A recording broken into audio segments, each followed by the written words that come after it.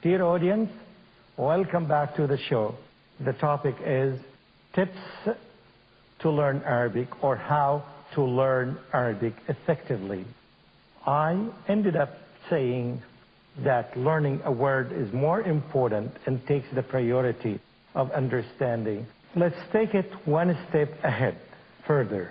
After learning the word in a Qur'anic ayah, in an ayah, in a linguistic context, whether it's from the Quran or not, now you need to learn the same word in another context, because learning the word in different contexts reinforces the meaning into the brain, and it gives it the possibility of maintaining it for longer time. For example, the word alim, we said that Inna Allaha alimun hakim. Now we know it in that context.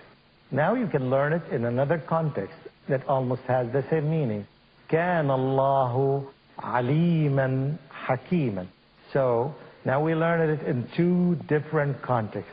If you can learn it in a third context, that would be much, much better, and the opportunity of maintaining it is higher than learning it in two or one context.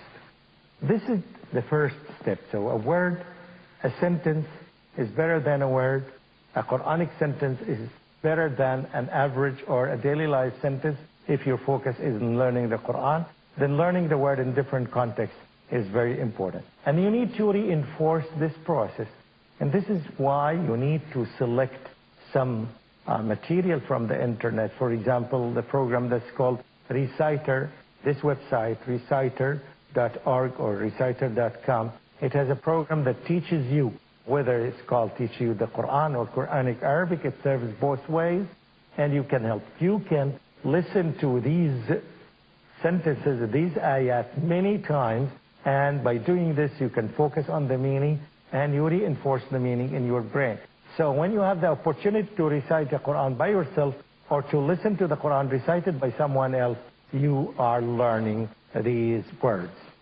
Now, after that, there are other important things.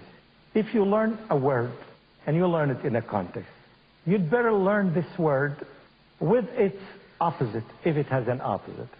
For example, if you learn the word al-layl, you'd better learn the word an-nahar at the same time, because knowing the two words, which usually come after each other, especially in the Quran. For example, إِنَّ فِي خَلْقِ السَّمَاوَاتِ وَالْأَرْضِ وَاخْتِلَافِ اللَّيْلِ وَالنَّهَارِ.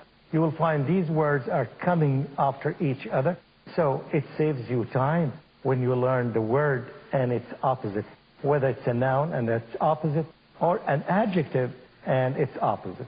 So this is one way of learning better than. So it's much better not to delay learning the opposite at another time, but you learn it at the time when you learn it, this vocabulary, if it has an opposite. By the same token, it's also very essential and important, if you learn the word and its opposite, you can learn the word and its synonym, especially at little bit advanced times. If you learn, for example, the word bayt, you learn the word manzil, or you learn the word dar at the same time, because they are of the same meaning. And here comes the importance of two issues. Comes the importance of developing your own flashcards if the text or the material that you are using does not provide you with these flashcards. You can do your own flashcards when you design a flashcard by using the word and this word in a sentence, and you will find beneath it, you will find the word and a synonym of it, or the word with its opposite. Another thing that you can add, especially in learning Arabic, because this may not apply to other languages. For example, when you learn English, you don't need to learn the plural, because most of the plural is regular. So when you say book, books, so you don't need to add s to each one, because you know the rule. You don't need to write books beside books, because the rule is very common. It's applicable to almost the majority of the words in English. But this is not the case when you're dealing with Arabic. Arabic is, we can call it the plural of Arabic, is so diverse, and you need to put a lot of effort into the plural. And that's why you need to write the word and to write the plural, because most of the plural in Arabic language is irregular, or they call it broken plural. So you can put the word bayt and beside it buyut, or manzil, manazil. And in this way, you can get the word and its plural at the same time. If you put it on a flashcard, you need to put the translation of the main word on the back of the flashcard, because this reinforces the meaning. Whenever you are in doubt of the meaning, you look at the card. If you are in doubt, if you don't understand the meaning when you read the word itself, look at the sentence. If you understand the word from the sentence, that's fine. If not, you go to the second level, which is understanding the word from its opposite, if you can do that. Or, finally, if you don't understand the meaning of the word, you need to go back to flip the card to see the translation of the word. Now, if the word is a verb, you need to put the verb into the right conjugation. And you have to understand that the conjugation of the verb in Arabic language is slightly different from other languages. In Arabic language, we start with the past, and then the present, and then the ing form, or the noun in Arabic language. And you have to, the only way to master this, as you do in learning English, by repeating it until it's recorded in your brain and in your ears. So whenever you hear it, you know the conjugation. And also it's better if you can find a book that would help you, that shows you this verb or this word in different forms in the Quran. This would be a very, very beneficial word. There are some books that are made specifically to teach the language in this way. One of them is a series of books called Arabic: A Bridge to Islamic Culture. It's basically designed to help you learn the language by yourself.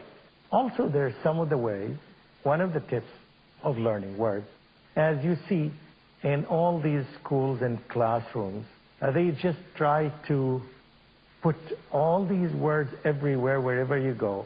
One thing that you can do, if you're learning the names of the months, you can easily buy a calendar that has the names of the months of the Hijri calendar. And you use it in your office and at home and in the kitchen, and you stuck it in the refrigerator and put it in different locations, so you would have more opportunities to see it and to use it. And use it when even in your talks, in your reservations. Use the names of these months if you are reserving a ticket, if you are talking about an act that you want to do in a specific month. It's much better to focus and to use these months. You can also, we use it with kids, even with adults. You can put the names of the months around you in the room, sitting room, or in the study room, or around the computers. You keep it for some time, you practice, and after that, you replace them by other important words like the names of the days of the week, except al-ahad, al-ithnain, and so on and so forth. But the issue here is that trying to be exposed to these words that are commonly used and frequently used in the Quran and in the traditions of the Prophet ﷺ, very frequently, you put them in different places so that whenever you need them, you find them. And at the same time, you try to use them. And at the same time, you listen to the Qur'anic verses or use the selection of the ayat that would help you reinforce these specific words. And day after day, you will find the inventory of your vocabulary is increasing, and your understanding of the ayat that you recite in your daily prayer would be increasing. And I advise you, you focus on the verses that are simple. It's not necessary to start learning the verses that are difficult, such as Surah Al-Falaq and Surah An-Nas. Surah An-Nas is easier than Surah Al-Falaq. And Surah Al-Fil is easier than both of them, simply because it tells a story. And it's easier for the brain to remember a story than to remember a verse that has no direct or linguistic or story connection between its items, its pieces. So learning stories, even if they are not at the end of the Quran, you can take the stories from different places in the Quran and learn them. Secondly, learning the vocabulary of the stories is much easier than learning other vocabularies of other ayat. Simply because the language of stories is easier. That's why the vocabulary is easier.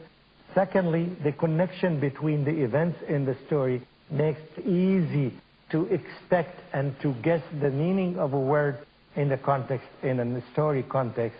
It makes it easy than expecting or guessing the meaning of a word in a separate Qur'anic verse.